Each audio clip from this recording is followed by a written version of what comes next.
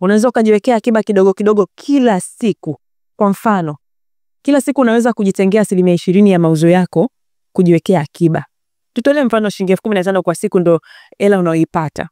Kwa hiyo hesabu yako itakuwa kama ifuatavyo. Kwa kama unapata shilingi 15,000 kwa siku, ukigawanya kwa 20% na maana ni shilingi 3,000.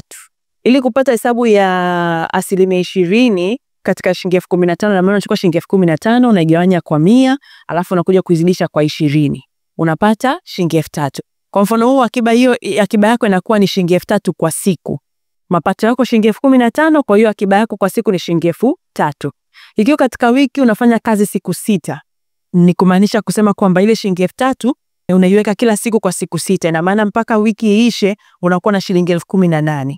Kwa maana hiyo ina maana mwezi una wiki 4 na wewe kwa wiki unaweka shilingi 18,000. Kwa hiyo unachukua shilingi 18,000 ya wiki moja unaizidisha kwa wiki 4. Kwa hiyo una uwezo wa kupata shilingi 72,000 kwa mwezi mmoja. Sasa kama una uwezo wa kuweka shilingi 72,000 kwa mwezi mmoja, kwa ile shilingi 3,000 tunayokusanya kwa kila siku kwa siku 6 na mwaka una miezi 12, na maana shilingi 72,000 ukizidisha kwa miezi 12, ina maana kwa mwaka unaweza ukatunza 864,000. Kwa uwezo wa shilingi 3,000 tu una uwezo wa kutunza shilingi 864,000 kwa mwaka ikiwa utajiwekea shilingi 3,000 kila siku kwa siku 6. Naamini nimekusaidia na nimekufungua macho na umeelewa kwamba unaweza ukaweka akiba hata kama unapata shilingi 15,000 katika mauzo yako ya siku au hata chini ya hapo. Ni wewe tu kupiga hesabu zako. Hiyo nimetolea mfano kwa kuweka kwa 20% ya mapato yako. 20% ya shilingi 15,000 ni shilingi 3,000.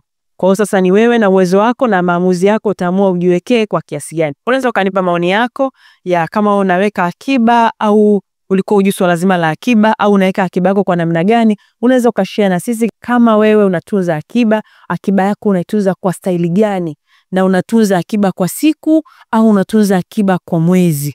Swala la kuweka akiba ni swala ambalo mtu unafanya maamuzi binafsi. Hakunaga kipato kidogo wala kikubwa. Na watu wote ambao unaona wamefanikiwa, ukifuatilia kwa karibu sana utagundua kwamba wote waliofanikiwa kuna namna ambao walijinyima wakaweka akiba. Na hakunaga njia rahisi. Na kila siku shida zinakuwa zipo. Kwa hiyo ni wewe kuamua kujifunga na kusema kama anaweza kula kila siku basi na uwezo wa kuweka akiba kila siku. Ukajitengea kiwango chako cha akiba cha kila siku ambacho unasema ni lazima siku yangu ninavyoikamilisha kiwango hiki niweke iwe isiwe. Na unajiwekea malengo kwamba kwa mwaka na target kuwa na 800,000, kwa mwaka na target kuwa na 1,100,000 na 700,000, kwa mwaka nataka kuwa na 2,000,000. 2,000,000 naipataje? Kipato changu ni kiasi gani?